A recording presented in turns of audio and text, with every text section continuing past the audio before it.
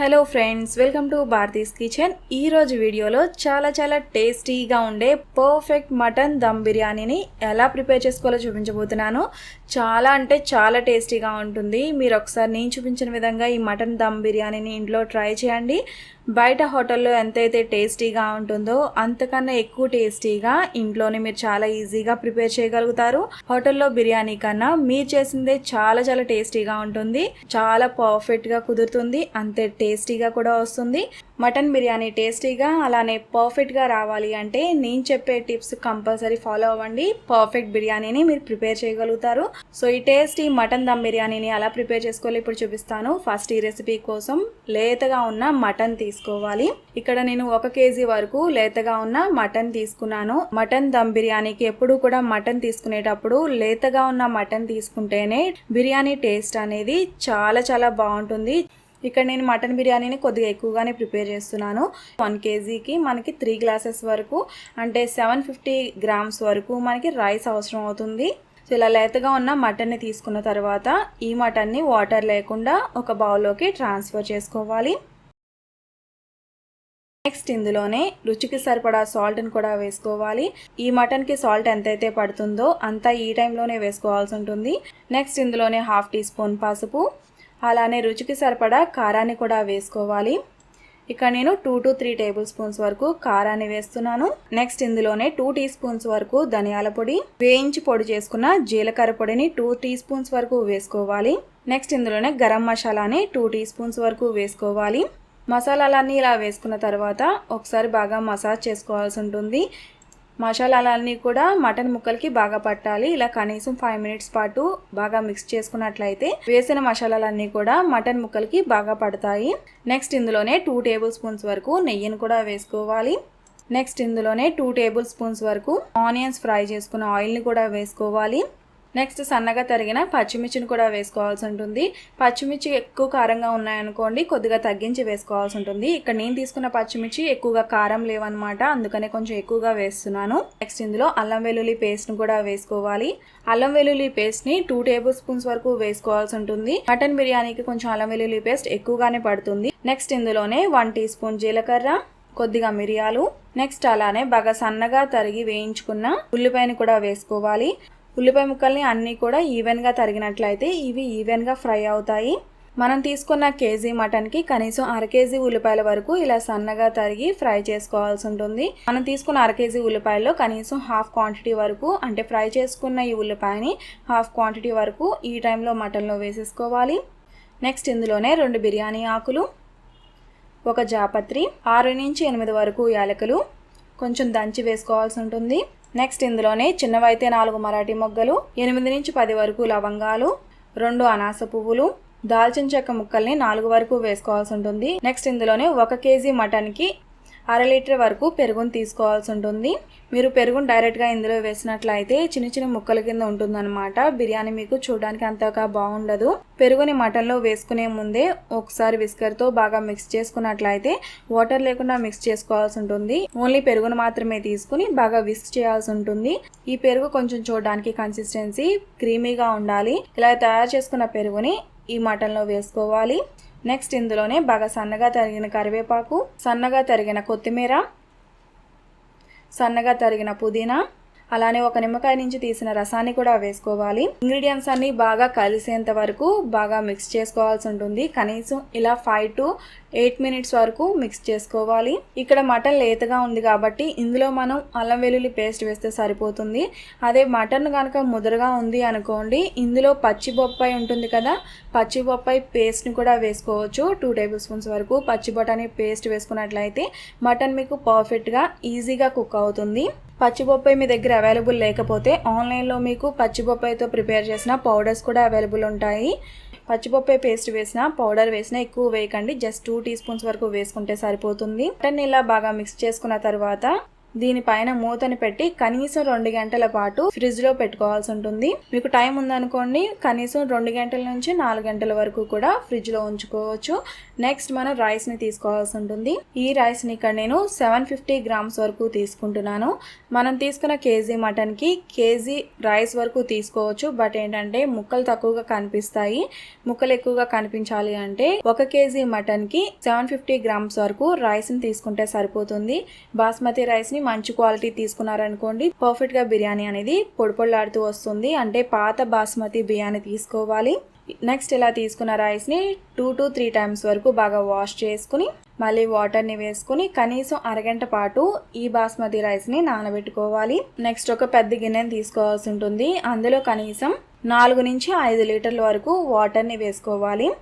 మనం తీసుకున్న 750 గ్రామ్స్ కి 4 to 5 లీటర్స్ వరకు వాటర్ ని తీసుకున్న తర్వాత నెక్స్ట్ ఇందులో మసాలా దినుసులన్నీ వేసుకోవాల్సి ఉంటుంది. 10 లవంగాలు, 4 మరాఠీ మొగ్గలు, 8 నుంచి 10 వరకు యాలకులు, 1 అనాస పువ్వు, 2 గాని 3 గాని దాల్చిన చెక్క, 1 జాపత్రి, 2 బిర్యానీ ఆకులు, అలానే 1 పత్తర్ పూలు వరకు తీసుకోవాలి. ఇలా తీసుకున్న మసాలా దినుసులన్నిటినీ కూడా వాటర్లో వేసుకోవాలి. నెక్స్ట్ ఇందులోనే 1 టీ స్పూన్ వరకు షాహీ జీరా, 5 నుంచి 6 వరకు పచ్చిమిర్చి, అలానే రుచికి సరిపడా సాల్ట్ కూడా వేసుకోవాలి. సాల్ట్ ఇందులో చాలా ఎక్కువగానే పడుతుంది. మీకు వాటర్ రుచి చూస్తే అలాగ ఉండాలి అంటే బాగా ఉప్పగా ఉండాలి. అప్పుడైతేనే మీకు రైస్లో ఉప్పు అనేది కరెక్ట్గా సరిపోతుంది. నెక్స్ట్ ఇందులోనే కొద్దిగా కరివేపాకు తరుగు, కొంచెం పుదీనా, అలానే కొంచెం కొత్తిమీర తరుగును కూడా వేసుకోవాలి. నెక్స్ట్ ఇందులోనే బిర్యానీ రైస్ తెల్లగా ఉండడానికి కొద్దిగా నిమ్మరసాన్ని కూడా వేసుకోవాలి. నెక్స్ట్ ఇందులోనే 2 టేబుల్ స్పూన్ వరకు ఆయిల్ని కూడా వేసుకుని 1 టేబుల్ స్పూన్ వరకు అల్లం వెల్లుల్లి పేస్ట్ని కూడా వేసుకోవాలి. నెక్స్ట్ ఇంగ్రీడియంట్స్ అన్నీ వేసుకున్న తర్వాత ఈ గిన్నెని పొయ్యి మీద పెట్టుకుని హై ఫ్లేమ్ మీద ఈ వాటర్ని మరిగించుకోవాల్సి ఉంటుంది. ఈ లోపు ఆల్రెడీ మనం మ్యారినేట్ చేసి పెట్టుకున్న మటన్ని తీసుకోవాలి. ఇలా 2 నుంచి 4 గంటల వరకు ఫ్రిడ్జ్లో పెట్టిన తర్వాత ఈ మటన్ని ఏదైతే బిర్యానీ చేసుకునే గిన్నె ఉంటుందో ఆ గిన్నెలో వేసుకోవాల్సి ఉంటుంది. మటన్ బిర్యానీ చేసినప్పుడు ఎప్పుడు కూడా దలసరి గిన్నె ఉండేటట్టు చూసుకోవాల్సి ఉంటుంది. బాగా దలసరిగా ఉన్న గిన్నె అయితే బిర్యానీ చాలా పర్ఫెక్ట్గా కుక్ అవుతుంది. సో ఈ గిన్నె అయితే అంత బరువు ఎక్కువ లేదనమాట. కొంచెం తేలిగ్గానే ఉంది. అంటే నార్మల్గా ఉంది. మరీ లైట్ వెయిట్ లేదు, అలానే మరీ హెవీ వెయిట్ కూడా లేదు, నార్మల్గా ఉందన్నమాట. ఇక్కడ నేను 8 లీటర్స్ కెపాసిటీ ఉన్న ప్యాన్ తీసుకుంటున్నాను. ఈ ప్యాన్లో మటన్ని వేసుకోవాల్సి ఉంటుంది. మటన్ మొత్తం కూడా వేసుకున్న తర్వాత ఈవెన్గా స్ప్రెడ్ చేసుకోవాలి. మటన్ ప్రతి ముక్క కూడా ప్యాన్కి కింద అడుగున టచ్ అయ్యి ఉండాలి. మటన్ అంతా కూడా ఇలా అడ్జస్ట్ చేసుకున్న తర్వాత నెక్స్ట్ ఇందులో అంచులు అంబడి కొంచెం నెయ్యిని కూడా వేసుకోవాలి. 3 to 4 టీ స్పూన్స్ వరకు నెయ్యిని ఇలా అంచులు అంబడి వేసుకున్న తర్వాత ఈ గిన్నెని పక్కన పెట్టుకున్నాము. నెక్స్ట్ ఇలా వాటర్ మరుగుతూ ఉండగా ఆల్రెడీ మనం నానబెట్టుకున్న బాస్మతి రైస్ని కూడా వేసుకోవాలి. మరుగుతున్న వాటర్లో బాస్మతి రైస్ వేసుకున్న తర్వాత చాలా తొందరగా కుక్ అవుతుంది. మీరు ఎటు వెళ్లకుండా అక్కడే ఉండి మిక్స్ చేసుకుంటూ ఉండాలి. బాస్మతి రైస్ ఇక్కడ 50% వరకు కుక్ అయి ఉండాలి. అంటే ఇలా పట్టుకున్నట్లయితే బాస్మతి రైస్ని కొంచెం విరగాలన్నమాట. అప్పటి వరకు కూడా కుక్ చేసుకోవాల్సి ఉంటుంది. జస్ట్ 50% వరకు ఈ రైస్ కుక్ అయితే సరిపోతుంది. మిగతా కుకింగ్ ప్రాసెస్ అనేది దమ్ అయినప్పుడు కుక్ అవుతుంది. ఇలా 50% కుక్ చేసుకున్న రైస్ని సగం వరకు మటన్ పైన వేసుకోవాల్సి ఉంటుంది. మనం తీసుకున్న రైస్ క్వాంటిటీలో సగం క్వాంటిటీ ఒక లేయర్ కింద స్ప్రెడ్ చేసేసేయాలి. ఇలా రైస్ని స్ప్రెడ్ చేసుకున్న తర్వాత నెక్స్ట్ దీనిపైన ఎర్రగా వేయించుకున్న ఉల్లిపాయ ముక్కలని, నెక్స్ట్ దీంట్లోనే కలర్ కోసం కొద్దిగా పాలల్లో కలర్ని వేసుకుని బాగా మిక్స్ చేసుకుని ఇలా వేసుకోవాల్సి ఉంటుంది. పాలల్లో మీరు కేసర్ వేసుకోవచ్చు, అంటే కుంకుమ పువ్వుని వేసుకోవచ్చు, లేదంటే కేసర్ ఫుడ్ కలర్ కానీ ఎల్లో ఫుడ్ కలర్ కానీ ఏదైనా ఒకటి మిక్స్ చేసుకుని ఇలా వేసుకోవాలి. నెక్స్ట్ 2 స్పూన్స్ నెయ్యిని కూడా వేసుకుని నెక్స్ట్ కొద్దిగా కొత్తిమీర తరుగు, కొంచెం పుదీనా తరుగు, అలానే కొద్దిగా గరం మసాలాను కూడా స్ప్రింకిల్ చేసుకోవాలి. ఈ ప్రాసెస్ అనేది కొంచెం ఫాస్ట్గా చేయాల్సి ఉంటుంది. లేదంటే మిగతా రైస్ అనేది ఎక్కువగా కుక్ అయిపోతుంది అనమాట. రైస్ని మరీ ఎక్కువ కుక్ చేయకండి. జస్ట్ 70% అంటే మిగిలిన రైస్ ఏదైతే ఉందో అది 70% వరకు కుక్ అయితే సరిపోతుంది.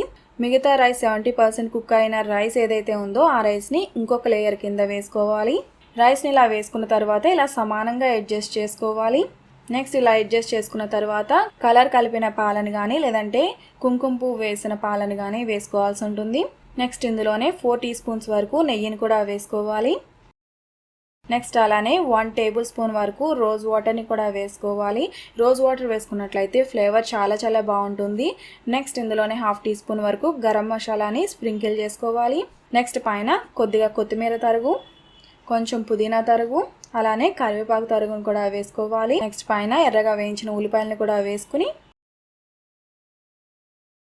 3 టేబుల్ స్పూన్స్ వరకు వాటర్ని కూడా వేసుకోవాలి. నార్మల్ వాటర్ అయినా పర్వాలేదు, లేదంటే బాస్మతి రైస్ కుక్ చేసుకున్న వాటర్ని కూడా వేసుకోవచ్చు. నెక్స్ట్ లాస్ట్లో ఒక నిమ్మకాయ నుంచి తీసిన రసాన్ని కూడా వేసుకుని పైన అల్యూమినియం ఫాయిల్తో క్లోజ్ చేసేసేయండి. అల్యూమినియం ఫాయిల్ పెట్టిన తర్వాత పైన లిడ్తో క్లోజ్ చేయాల్సి ఉంటుంది. ఇక్కడ నేను అల్యూమినియం ఫాయిల్ ఎందుకు పెట్టానంటే లిడ్కి చిన్న హోల్ అనేది ఉంది కదా, ఈ హోల్ నుంచి ఆవిరి అనేది బయటకు వెళ్లకుండా ఉండడానికి అల్యూమినియం ఫాయిల్ పెట్టానన్నమాట. లేదంటే మైదా పిండి ఉంటుంది కదా, మైదా పిండితో డోని ప్రిపేర్ చేసుకుని చుట్టూ కూడా మీరు సీల్ చేసుకోవచ్చు. నెక్స్ట్ మనం దమ్ చేయాలి అనుకున్నప్పుడు మూత పైన కొద్దిగా బరువుగా ఉండేలా చూసుకోవాలి. ఈ లిడ్ కొంచెం బరువుగానే ఉంది, అందుకనే ఇక్కడ నేను పిండితో సీల్ చేయట్లేదు. ఆవిరి బయటికి వెళ్లకుండా ఉండడానికి ఇలా నేను లైట్ గా బరువు అనేది పెడుతున్నాను. ఎక్కువ వెయిట్ అనేది పెట్టకండి, మరీ ఎక్కువ వెయిట్ పెట్టకూడదు, అలానే మరీ తక్కువ వెయిట్ కూడా ఉండకూడదు. నార్మల్ వెయిట్ ఉండాలన్నమాట. అంటే 1/2 kg వరకు వెయిట్ ఉంటే సరిపోతుంది. నెక్స్ట్ దీన్ని దమ్ చేసుకోవాలి. దానికోసం స్టవ్ మీద హై ఫ్లేమ్ లో కనీసం 8 to 10 minutes అన్న కుక్ చేసుకోవాల్సి ఉంటుంది. దమ్ చేసేటప్పుడు కంపల్సరీ టైమింగ్ అనేది చాలా ఇంపార్టెంట్ అండి. టైం అనేది చూసుకోవాల్సి ఉంటుంది. ఇలా 8 నిమిషాల పాటు కుక్ చేసుకున్న తర్వాత నెక్స్ట్ దీనిపైన ఒక తవాని ఉంచి దానిపైన బిర్యానీ ప్యాన్ ని ప్లేస్ చేసుకుని తవా మీద ప్యాన్ పెట్టుకున్న తర్వాత మీడియం ఫ్లేమ్లో కనీసం 15 minutes పాటు దమ్ చేసుకున్న తర్వాత నెక్స్ట్ మరొక 15 minutes పాటు అంటే మరొక 15 to 20 minutes పాటు లో ఫ్లేమ్లో కుక్ చేసుకున్న తర్వాత స్టవ్ ఆఫ్ చేసుకోవాల్సి ఉంటుంది. సో లో ఫ్లేమ్లో ఇక్కడ నేను 20 minutes వరకు ఉంచానండి. 20 minutes తర్వాత స్టవ్ ఆఫ్ చేసుకుని ఈ ప్యాన్ని కనీసం మరొక 15 minutes పాటు అలా వదిలేసేయండి. నెక్స్ట్ 15 to 20 minutes తర్వాత మూత తీసి వేడిగా సర్వ్ చేయండి. ఇది మూత తీస్తే మీకు చాలా మంచి ఫ్లేవర్ వస్తుంది. ఇది కుక్ అయినప్పుడు కూడా అది మీకు మంచి ఫ్లేవర్ ఉంటుంది. ఇల్లంతా కూడా బిర్యానీ ఫ్లేవర్ తో నిండిపోతుంది. ఇక్కడ నేను చూపించిన ఇంగ్రీడియంట్స్ అన్ని కూడా మీరు కంపల్సరీ వేయడానికి ట్రై చేయండి. మీకు దమ్ బిర్యానీ అంటేనే మంచి ఫ్లేవర్ ఉండాలి, అలానే స్పైసీగా కూడా ఉండాలి. అప్పుడే మటన్ దమ్ బిర్యానీ అనేది టేస్టీగా ఉంటుంది. సో ఇక్కడ నేను చూపించిన విధంగా మీరు ఈ బిర్యానీని ట్రై చేయండి. చాలా బాగా వస్తుంది, చాలా టేస్టీగా ఉంటుంది. హోటల్లో బిర్యానీ కన్నా మీరు చేసిన బిర్యానీనే చాలా టేస్టీగా ఉంటుంది. సో ఈ విధంగా ఈ మటన్ బిర్యానీని మీరు కూడా ట్రై చేసి మీ వాళ్ళకి రుచి చూపించండి. టేస్ట్ ఎలా వచ్చింది అనేది నాకు ఈ వీడియోలో కామెంట్ సెక్షన్లో షేర్ చేయండి. సో ఈ రెసిపీని మీరు కూడా తప్పకుండా ట్రై చేసి మీ ఫీడ్బ్యాక్ని నాకు ఈ వీడియో కింద కామెంట్ సెక్షన్లో తెలియజేయండి. ఈ రెసిపీ మీకు నచ్చితే తప్పకుండా లైక్ చేయండి. అలానే ఈ రెసిపీని మీ ఫ్రెండ్స్ అండ్ ఫ్యామిలీస్ కూడా షేర్ చేయండి.